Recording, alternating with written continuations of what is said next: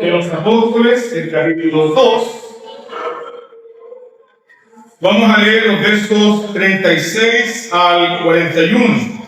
Y para todos aquellos que nos visitan por primera vez y nos honran con su presencia, lo primero que quiero decir es que no soy un cura católico, no lo soy, en lo absoluto, sino que este es el outfit de los pastores reformados y presbiterianos desde 1517. No es que la tengo de ese tiempo, pero es de ahí esta vestimenta. Procede de la Reforma Protestante y particularmente los pastores protestantes y reformados usaban la toga como un símbolo de llamar la atención no sobre ellos, sino sobre el ministerio de la palabra. Y esa es la razón por la cual cuando ustedes asisten a una iglesia protestante o presbiteriana, se van a encontrar con que lo que está en el centro mismo del templo es el púlpito. Porque es de aquí, de donde escuchamos la voz de Dios por medio de su palabra. El culto reformado, el culto presbiteriano está diseñado para centrarse en la palabra de Dios, para escuchar la palabra de Dios, para alabar a Dios por medio de su palabra. Es decir, la espiritualidad bíblica, realmente bíblica, es una espiritualidad que está formada por la palabra de Dios. Entonces, hermanos míos y visitas que nos acompañan por primera vez, elevemos nuestros corazones al Señor mientras escuchamos su palabra.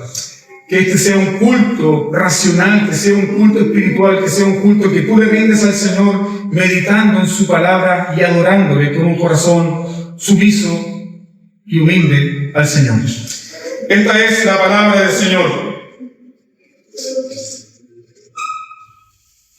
Sepa pues ciertísimamente toda la casa de Israel que a este Jesús, a quien vosotros crucificasteis, Dios le ha hecho Señor y Cristo.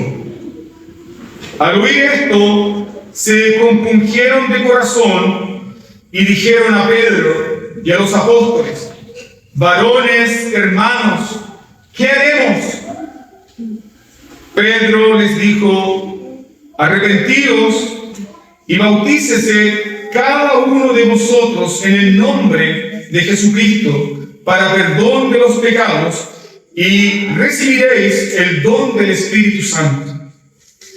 Porque para vosotros es la promesa y para vuestros hijos y para todos los que están lejos, para cuantos el Señor nuestro Dios llamare. Y con otras muchas palabras testificaba y les exhortaba diciendo: sed salvos de esta perversa generación. Así que los que recibieron su palabra fueron bautizados y se añadieron aquel día como 3,000 personas. Amén. Esta es la palabra de Dios. Invito a rogar al Señor por la iluminación de su Espíritu Santo sobre nuestras vidas para adorar a Dios en la meditación de su palabra. Oremos, hermanos. Padre Celestial, junto con el salmista, oramos ahora diciendo: inclina nuestros corazones, oh Señor, a tus testimonios. Alumbra los ojos de nuestro entendimiento, oh Señor, en tu ley. No permitas, Señor, que nuestros corazones se aparten de ti. Avívanos, Señor, en tu palabra. Confirma tu palabra a tus siervos que oyen tu voz. Oh Señor, lucha por nosotros en esta mañana, para que nuestros corazones sean una buena tierra. Solo tú lo puedes hacer, oh Dios eterno. Señor, ruego por aquel que ha llegado por primera vez y que por primera vez se encuentra con tu palabra. Señor, obra misericordia y gracia en su vida. Y nosotros, tu pueblo, que somos tan necesitados de instrucción, tan necesitados de tu evangelio, tan necesitados, Señor, alimentanos con tu palabra. Fortalécenos con tu palabra. Susténtanos con tu palabra, oh Señor. Padre, te rogamos también especialmente por lo que vamos a celebrar en este día, la señal y sello del pacto de gracia en el bautismo. Señor, que esta palabra sea para instrucción, para edificación, para todo tu pueblo, para que entonces podamos vivir para la gloria de tu nombre todos los días de nuestras vidas, en el nombre de Jesús. Amén. El título de este sermón es La promesa del pacto. La promesa del pacto. Generalmente Hechos capítulo 2, particularmente ustedes lo han escuchado como un capítulo que se centra básicamente en el discurso del día de Pentecostés y en la venida del Espíritu Santo para empoderar a la iglesia y para extender su Evangelio Santo a todas las naciones. Pero parte de ese sermón de Pedro tiene que ver con lo que Dios está haciendo con su pueblo. Con su pueblo, que es pueblo de Dios, su iglesia, desde el Antiguo Testamento hasta el Nuevo Testamento. Eso es lo que está haciendo Pedro aquí. Y aquí encontramos, particularmente en este pasaje que acabamos de leer, encontramos el fundamento del bautismo de infantes. El fundamento del bautismo de infantes se encuentra aquí, junto con otros pasajes, pero particularmente se encuentra aquí. El fundamento del bautismo de infantes se encuentra en la doctrina del pacto de gracia. La doctrina del pacto de gracia, el pacto de gracia que Dios ha dado a su pueblo a través del mediador Cristo Jesús. ¿Y por qué hablamos de un pacto de gracia? Porque lo primero que encontramos en la Biblia es un pacto de obras, donde Dios le dijo a Adán que debía presentar una obediencia perfecta como condición para recibir la vida eterna. Lee los primeros capítulos de Génesis y te encuentras con que Adán quebranta ese pacto de obras. Y como Adán falla y quebranta y no cumple ese pacto de obras, Adán condena a toda la raza humana. Todo hombre, mujer, niño que nace en este mundo, nace con una deuda. Nace con una deuda. Nace como pecador, nace con una deuda delante del Dios eterno. ¿Por qué? Porque su representante federal, que era Adán, no cumplió. Y por esa razón tenemos un pacto de gracia. Dios envía a su Hijo Jesucristo a cumplir lo que Adán no pudo cumplir. Es a través de Jesucristo que presenta una obediencia perfecta. Una obediencia perfecta en representación de su pueblo, en representación de todos los que creen en Él. Y todo aquel que cree en Él está entonces dentro del pacto de gracia. El fundamento del bautismo se encuentra entonces en el pacto de gracia. ¿Qué tan antiguo es la señal y sello de los sacramentos del pacto? Tan antiguo como la señal y sello que recibió Abraham. La renovación y sustancia del pacto se encuentra en Cristo Jesús. Cristo Jesús es el centro del pacto de gracia. Cristo Jesús es la garantía de que todas las promesas se cumplen en Él y por medio de Él. Quien tiene a Cristo Jesús tiene la vida eterna, dice Juan. Cristo Jesús es la sustancia y la unidad de este pacto de gracia que encontramos a lo largo de todas las Escrituras. Ahora, ¿cuál sería el alcance? ¿Qué tan grande es el alcance de este pacto de gracia? Aquí el apóstol Pedro nos dice lo siguiente, mira tu Biblia. Porque para vosotros, estamos hablando del alcance del pacto de gracia. Si quieres pensar en una cobertura, el alcance del pacto de gracia. Pedro dice, porque para vosotros es la promesa. ¿Para qué más? Para vuestros hijos. Pero no se queda solamente ahí. Fíjate en el alcance de la gracia de Dios y su pacto. Para todos los que están lejos. ¿Tienes algún familiar que esté lejos de la iglesia? Todos tenemos algún familiar que esté lejos de la iglesia. Pero déjame recordarte lo siguiente: no está lejos del alcance de la gracia de Dios. Nunca lo olvides. Puede estar lejos de ti, puede estar lejos de tu casa, puede estar lejos de la iglesia local, pero no está lejos del alcance de la gracia de Dios, porque para vosotros es la promesa, para vuestros hijos, para todos los que están lejos y para cuantos el Señor nuestro Dios llamare. Entonces, reflexionen conmigo.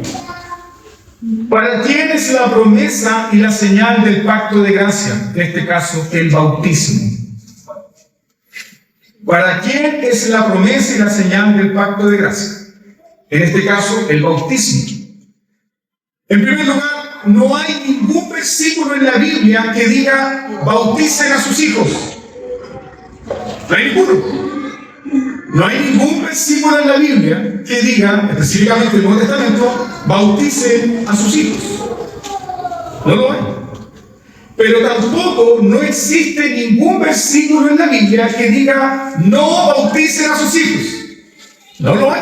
En el Nuevo Testamento no encuentran ningún versículo que diga está prohibido bautizar a sus hijos. No lo hagan porque el que lo hace será anatema. No encuentra eso. No está ahí.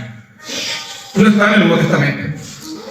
Así como tampoco no existe una orden explícita de parte de Dios que diga lo siguiente: bauticen a sus hijos cuando lleguen a la edad del discernimiento. No hay ningún mandamiento en el Nuevo Testamento. Entonces, ¿por qué razón los presbiterianos bautizamos a nuestros hijos? Piensen. ¿Por qué razón los presbiterianos bautizamos a nuestros hijos? Creo que algo pasó con el aula. ¿Por qué razón los presbiterianos bautizamos a nuestros hijos? Sí, no hay ningún mandamiento explícito a hacerlo, pero tampoco hay un mandamiento explícito que lo prohíba. Entonces, ¿por qué lo hacemos? ¿Por qué hoy será bautizado Fernando, Magdalena y Catalina? Si no tenemos un mandamiento que lo diga. Tampoco tenemos un mandamiento que lo prohíba. Entonces, ¿por qué razón presbiterianos bautizamos a nuestros hijos? La respuesta es que lo hacemos. Lo hacemos por el pacto de gracia y por sus promesas. Lo hacemos por el pacto de gracia y por sus promesas. Lo hacemos porque el pacto de gracia es el cordón que recorre todas las Escrituras. Lo hacemos porque el pacto de gracia da unidad y sentido a nuestra fe. Lo hacemos porque el pacto de gracia, con sus señales y sellos, tanto en el Antiguo Testamento como en el Nuevo Testamento, nos comunican, nos señalan la gracia de Dios en la cual somos salvos. Por ejemplo, Antiguo Testamento también tenemos sacramentos. Como en el Nuevo Testamento tenemos dos sacramentos: bautismo y Santa Cena. Y en el Antiguo Testamento también tenemos dos sacramentos: Pascua y circuncisión. Ambos sacramentos son señales y sellos de la gracia de Dios. En el Antiguo Testamento, la Pascua y la circuncisión, ambos sacramentos donde había derramamiento de sangre, señalaban lo que Dios había hecho por su pueblo, pero de alguna manera también estaban preparando el camino para el nuevo pacto y lo que Cristo haría por su pueblo. ¿Qué Cristo haría por su pueblo? Esta es mi sangre, la sangre del nuevo pacto que por ustedes es derramada. Y el bautismo que Cristo enseña, que representa, que simboliza la unión con Cristo. ¿Y por qué estamos unidos a Cristo por medio de la fe?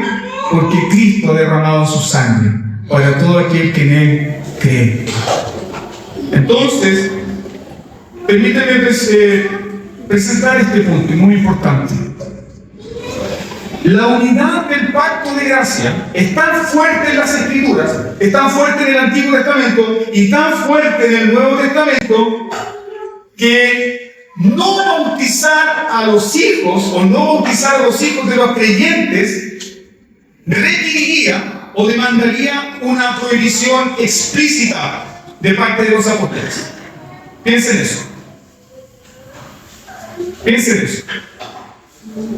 La unidad de este pacto es tan grande, es tan fuerte tanto en el Antiguo Testamento como en el Nuevo Testamento, que si Dios hubiese decidido cambiar las condiciones, Dios tendría que haber instruido a la iglesia a través de sus apóstoles a decir: no bauticen jamás a sus hijos, nunca, nunca, nunca, no trabajen. ¿Encontramos esa prohibición? No la encontramos. No la encontramos. Entonces, quiero ser muy honesto con esto, pero quienes tienen que dar más explicaciones de por qué no bautizan a sus hijos no somos nosotros, son aquellos que no creen en el bautismo de infantes.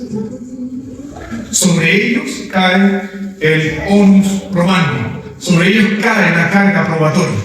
Ellos tienen que dar mayores explicaciones de por qué no bautizan a sus hijos. Pero nosotros, ¿por qué lo hacemos? ¿Por qué lo hacemos? No encontramos una prohibición para no hacerlo, pero sí encontramos algo que llama profundamente nuestra atención. Encontramos las promesas firmes del Dios del pacto. Las promesas firmes del Dios del pacto. El mismo Dios del pacto del Antiguo Testamento, el mismo Dios del pacto del Nuevo Testamento. Dios es inmutable.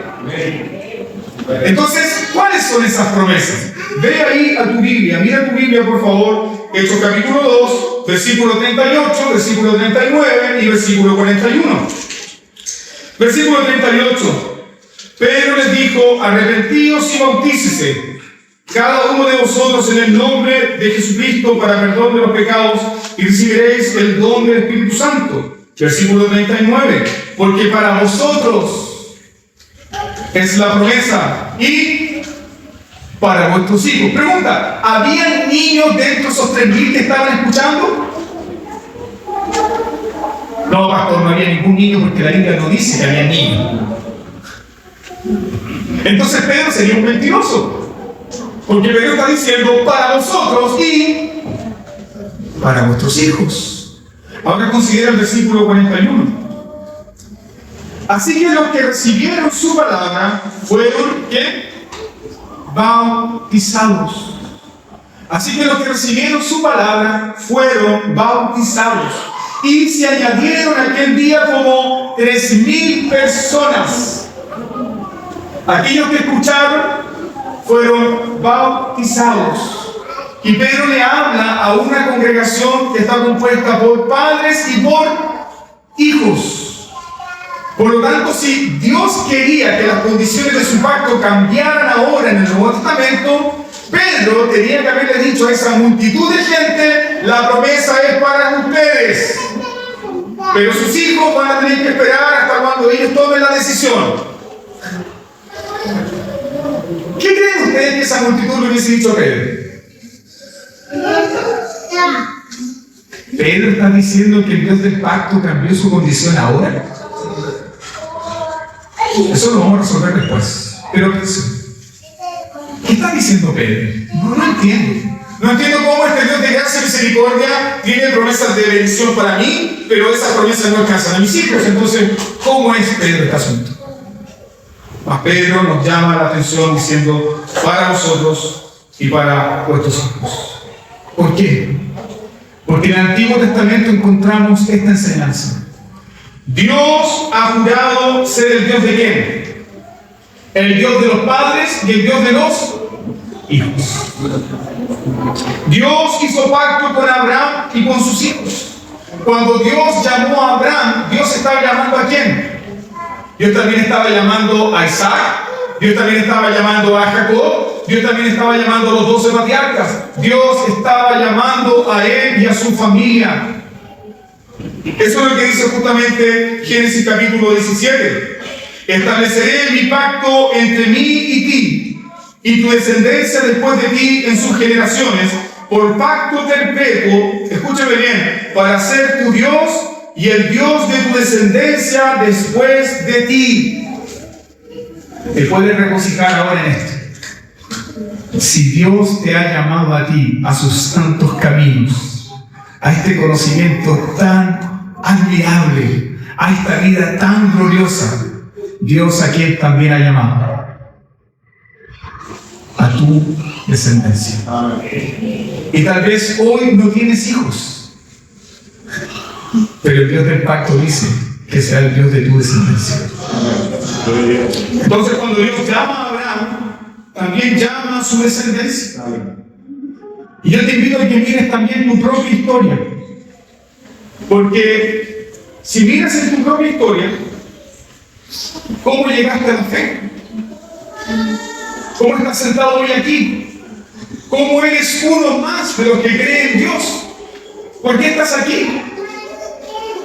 Si miras tu propia historia, comprenderás que llegaste a la fe y al conocimiento de Dios por el testimonio de un abuelito, por la fe de una abuelita,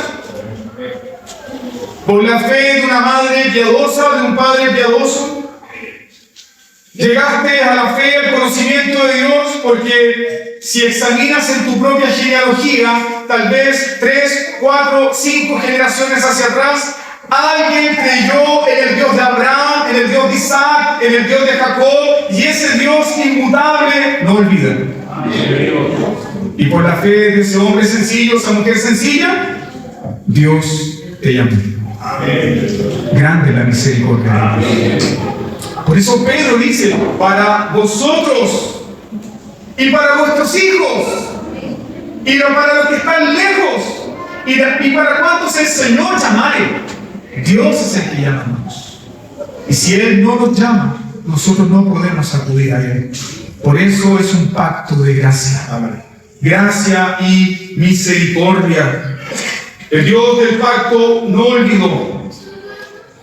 Y el Dios del pacto promete no olvidarte a ti y no olvidar a tus hijos. Permíteme citarte Isaías capítulo 59, versículo 21. Dice así: este será mi pacto con ellos, dijo Jehová. El espíritu mío que está sobre ti y mis palabras que puse en tu boca no faltarán de tu boca, ni de la boca de tus hijos, ni de la boca de los hijos de tus hijos. Primera, segunda, tercera, cuarta generación. Ese es el Dios del pacto. Dios de Abraham, Dios de Isaac, Dios de Jacob. Y tú puedes decir, Dios mío, Dios de mis hijos, ¿Dios de quién? Dios de mis nietos. Amén. Así será, hermano. Así será. Entonces, ¿por qué razón bautizamos a nuestros hijos? No lo hacemos porque hay un mandato para hacerlo. Lo hacemos por la inferencia sana, saludable y necesaria del entendimiento del pacto de gracia. Y es así como procedieron los apóstoles. Los apóstoles no tuvieron mayor necesidad de explicar esto. ¿Por qué? Porque ellos también habían sido educados en el pacto. Simón, hijo de Jonás. ¿Recuerdan lo que Jesús hacía con Pedro? Simón, hijo de Jonás. ¿Qué le estaba recordando? No solamente su naturaleza falible, sino que también estaba recordando la fe de sus padres. Entonces, cuando Dios, por ejemplo, saca a Israel de Egipto, Dios le dijo a Moisés por boca de Faraón lo siguiente. ¿Qué fue lo que Dios le dijo a Faraón por boca de Moisés? Dios dijo, deja ir ¿a quién? A mi pueblo. Deja ir a mi pueblo. Cuando Dios dice, deja ir a mi pueblo, en ese pueblo Dios ¿a quién estaba incluyendo? ¿Quién estaban incluidos? Los niños. Ya recuerdan ustedes el pasaje que Faraón le dice a Moisés, mira Moisés, anda a adorar tú, solamente tú y algunos que escojas, pero deja a los niños acá. No, Dios quiere que todo su pueblo le adore. Y en ese pueblo estaban incluidos los niños. El Dios del pacto entonces, si es inmutable, podría entonces en el nuevo pacto, podría entonces en el Nuevo Testamento excluir a los niños. Piensen. Si Dios es inmutable, si el Dios 3 veces santo, que no miente, que no cambia, incluyó a los niños en el antiguo pacto, ¿podría excomulgar a los niños ahora en el nuevo pacto? ¿Podría hacerlo? No me responda a mí, medita en tu corazón. ¿Podría hacerlo? Si Dios en el antiguo pacto, que el antiguo pacto era figura y sombra del nuevo pacto, incluyó a los niños, ¿podría ahora en el nuevo pacto dejar a los niños afuera? De ninguna manera. O como dice el apóstol Pablo, que así no acontezca. ¿Por qué Dios excomulgaría a los hijos de padres creyentes? ¿Por qué Dios tendría que dejar a los hijos de padres creyentes fuera del pacto, fuera de sus promesas, fuera de su misericordia, fuera de su gracia, si la propia Biblia en el Nuevo Testamento nos dice que el nuevo pacto es un mejor pacto, con más grandes y más amplias promesas?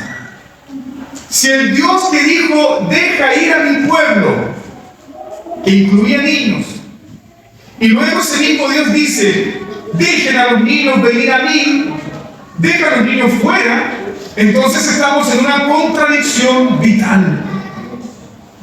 Pero no hay tal contradicción, hermanos míos. No la hay. Por eso nos regocijamos en esto. Por eso nos podemos gozar. Por eso podemos confiar que mi Dios es el Dios de mis hijos. No porque ellos tengan fe. Escúchame bien esto. No porque ellos demuestren ser buenas personas, sino porque Dios los reclama suyos. Dios los reclama suyos por el pacto. Dios hace el reclamo. Entonces, ¿quiénes deben ser bautizados? Presbiterianos respondemos, los creyentes y sus hijos. Los creyentes y sus hijos. ¿Por qué? Porque cuando un niño es bautizado o cuando un adulto es bautizado, lo que está celebrando esa señal, ese sello, es la unión con Cristo. La unión con Cristo. Porque todos nacemos bajo la cabeza federal o la representación de Adán, pero todo aquel que cree en Cristo está revestido de Cristo. Quien está en Adán está bajo la antigua raza caída, pero quien está en Cristo se encuentra bajo la nueva creación. Entonces, el bautismo, más que ser una señal y un signo exterior, más que ser una señal y un signo exterior de un cambio interior, lo que señala el bautismo es lo que tenemos en Cristo. Eso señala el bautismo. El bautismo señala lo que tenemos en Cristo Jesús. El bautismo no es una señal de lo que tú y yo hacemos por Dios. El bautismo es una señal de lo que Dios ha hecho por nosotros. ¿Qué es lo que Dios ha hecho por nosotros? Él nos ha dado a su Hijo Jesucristo. Jesús es la sustancia del pacto. Jesús es la médula del pacto. Jesús es la consistencia de todas las promesas. Quien tiene a Cristo Jesús lo tiene todo. Y si Dios ofrece a su Hijo a su pueblo, reflexiona conmigo, ¿podría entonces Dios excluir a los niños? Tal cosa no sucede. Tal cosa no sucede. Entonces, ¿por qué el bautismo y la Santa Cena, que son sacramentos del Nuevo Testamento, son una señal y un sello de todo lo que tenemos en Cristo? Permíteme explicarlo rápidamente. Porque el Antiguo Testamento, Pascua, y circuncisión demandaban derramamiento de sangre. Pero los sacramentos del Nuevo Testamento no hay sangre derramada.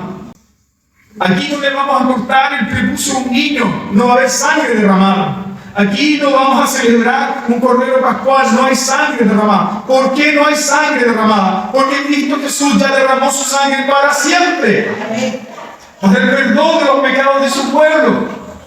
Jesús ya derramó su sangre para siempre. Con su sacrificio, con el derramamiento de su sangre, Cristo Jesús terminó con los ritos sangrientos del antiguo pacto. Por eso el apóstol Pablo nos dice que ni la circuncisión vale nada, ni la incircuncisión, sino una nueva creación. Entonces, así el bautismo se convierte en la señal y sello del pacto de gracia en el Nuevo Testamento. ¿Cuántos de ustedes fueron bautizados en la iglesia y ni siquiera sabían del pacto? ¿O no se les explicó el pacto? Pero hoy sirven al Señor y están cerca del Señor. ¿Saben por qué? Tal vez sus padres no entendían toda la teología, tal vez sus padres no entendían toda la doctrina, pero había algo que entendieron sus padres. El Dios que me llamó ha llamado a quién? A mi familia. Y muchos de ustedes crecieron escuchando esto. Yo y mi casa serviremos a Jehová. Esa es la teología del pacto. Ese es el Dios del pacto. Ahora, volviendo a la pregunta inicial, cuando Pedro explicó todo esto, pregúntense conmigo lo siguiente: ¿cómo interpretaron la declaración las personas que escuchaban esto? Cuando Pedro dijo, porque para vosotros es la promesa, y para vuestros hijos, y para todos los que están lejos, para cuanto el Señor nuestro Dios llamare.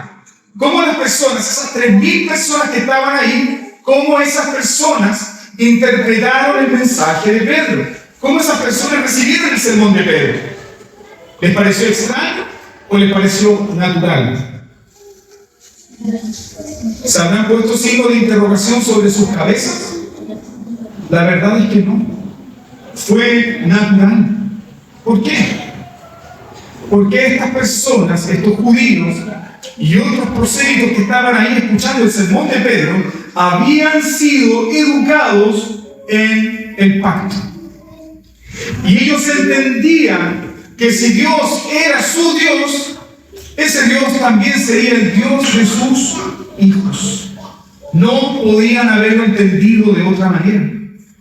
No podían haberlo entendido de otra manera porque estaban cimentados, arraigados en la fe del pacto. ¿Qué enseña la fe del pacto? ¿Qué enseña la fe del pacto de gracia? Que recorre todas las escrituras. Lo que leíamos en la lectura antifonal, pero recuerdo, Salmo 78, versos 5 y 7. Estableció testimonio en Jacob y puso ley en Israel, la cual mandó a nuestros padres que la notificasen a sus hijos, para que lo sepa la generación venidera y los hijos que nacerán, y los hijos que se levantarán lo cuenten a sus hijos, a fin de que pongan en Dios su confianza. Entonces, Pedro en el sermón de Pentecostés dijo a los oyentes judíos que el Mesías, Cristo Jesús, había venido a cumplir ese pacto. El Mesías prometido había venido a cumplir ese pacto. Había venido a cumplir todas las promesas hechas a Abraham, Isaac y Jacob. Dios mismo había enviado a su Hijo Jesucristo a cumplir y renovar este pacto por medio del derramamiento de su preciosa sangre. Es por esa razón que la Santa Cena, la noche de la cena, Jesús dice: esta es mi sangre, la sangre del nuevo pacto que por ustedes es derramada. Pero medita lo siguiente: esa audiencia que estaba escuchando ahí, ¿qué hizo con el Señor del pacto? Esa audiencia que estaba escuchando ahí ese sermón, ¿qué habían hecho con el Señor del pacto? Considera los versículos 23 y 24. Esto capítulo 2. A este, entregado por el determinado consejo y anticipado conocimiento de Dios, prendisteis y matasteis por mano de inicuos, crucificándole, al cual Dios levantó suelto los dolores de la muerte, por cuanto era imposible que fuese retenido por ella. Luego, verso 33 al 36 dice: así que, exaltado por la diestra de Dios y habiendo recibido del Padre la promesa del Espíritu, ha derramado esto que vosotros veis y oís. Porque David no subió a los cielos, pero él mismo dice: dijo el Señor a mi Señor, siéntate a mi diestra hasta que ponga a tus enemigos por estrado de tus pies. Sepa pues certísimamente toda la casa de Israel que a este Jesús, a quien vosotros crucificasteis, Dios le ha hecho Señor y Cristo. ¿Estás comprendiendo esto? La gracia de Dios, ¿a quién se le ofrece? A aquellos que derramaron la sangre del Señor de la gloria. ¿Lo comprende? Pedro está predicando lleno del Espíritu Santo y está ofreciendo gracia y misericordia y renovación y promesas inigualables a los asesinos del Señor Jesucristo. El Antiguo Testamento prometía al Señor del pacto. El Señor del pacto vino, selló el pacto con su preciosa sangre. Y ese Señor del pacto fue asesinado y entregado por mano de inicuos. ¿Dónde están esos inicuos asesinos? Escuchando este sermón, ¿notas la gracia de Dios? ¿Notas la gracia de Dios? Nota que el Espíritu Santo honra el mensaje del Cristo crucificado, del Cristo glorificado. Nota que el Espíritu Santo honra el mensaje del Evangelio, de la libre oferta del Evangelio, del perdón de los pecados para todo aquel que cree. Aunque haya sido el asesino, el criminal más grande, la gracia de Dios no conoce límites alguno. Entonces, cuando estas personas que estaban escuchando atentamente y comenzaron a sentir que el corazón les daba punzadas, y el texto dice que se compungieron, es decir, sus corazones se dio vuelta, se compungieron. Estas personas dijeron: varones, hermanos, ¿qué haremos? ¿Cómo podemos expiar nuestro crimen? ¿Cómo podemos lavar nuestras manos manchadas con la sangre del Señor de la gloria? ¿Cómo podemos arrepentirnos? ¿Cómo podemos reconciliarnos con Dios? ¿Qué será de nuestras familias? ¿Qué será de nuestros hijos? ¿Cómo podemos abrazar ahora a un Cristo que hemos rechazado? ¿Cómo podemos abrazar ahora a un Cristo que lo pusimos en la cruz y que ha resucitado y ha entrado en su trono? ¿Qué haremos, varones, hermanos? ¿Cómo podemos ser restaurados a la comunión del pacto con Dios y con su Cristo? ¿Cómo? ¿Cuál fue el mensaje de Pedro? Arrepentíos y bautícese cada uno de vosotros en el nombre de Jesucristo para el perdón de los pecados. Porque para vosotros y para vuestros hijos es la promesa. Y yo quiero destacar esto, es posible con todos los colores. ¿Por qué Pedro dice para vosotros y para vuestros hijos? ¿Alguien recuerda el momento en que Jesús es expuesto delante de la multitud en Mateo capítulo 27, versículo 25? Mateo 27, verso 25. Cuando Jesús es expuesto delante de la multitud, cuando Pilato dice: ¿a quién prefieren que suelte? ¿Suelto al Nazareno o a Barrabás? ¿Qué gritó la multitud? ¡Libéranos a Barrabás! Que luego dijo Pilato, se lavó las manos y dijo: no sea yo culpable de la sangre de este inocente. ¿Sí? Mas ¿qué dijo la multitud? Su sangre sea sobre nosotros y sobre nuestros hijos. ¿Lo comprende? Y un hombre que había negado al Señor 3 veces es usado para ofrecer misericordia y gracia a los asesinos del Señor de la gloria. Para ustedes y para sus hijos es la promesa del pacto. Para ustedes y para sus hijos es la promesa del pacto. Para ustedes y para sus hijos. Entonces, hermanos míos, qué asombrosa es la gracia de Dios. Qué asombrosa es la gracia de Dios.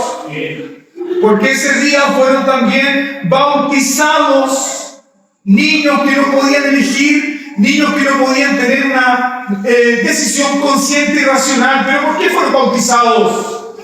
¿Porque se le ocurrió a sus padres? ¿Porque se le ocurrió al apóstol Pedro? ¿Por qué fueron bautizados? Fueron bautizados porque el Dios de gracia les llamó.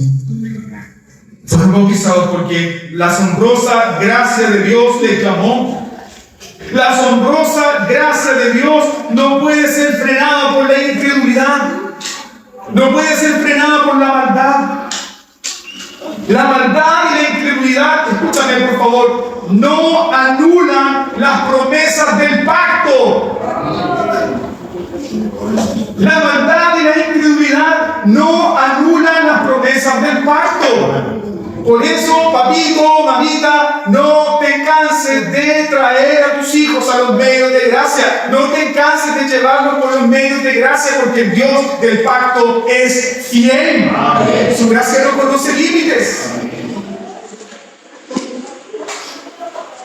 ¿Por qué Dios ofrece gracia y misericordia a estos asesinos?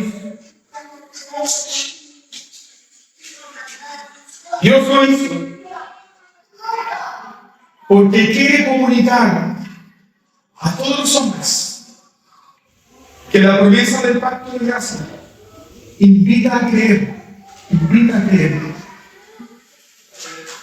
a cualquier clase de pecador, cualquier tipo de pecador es invitado a creer. Es invitado a creer. ¿Y es razonable la oferta de gracia? Sí. ¿Por qué? Porque no se te pide nada. Solo creer en lo que Jesús ha hecho. Considera sus palabras de amor y de misericordia.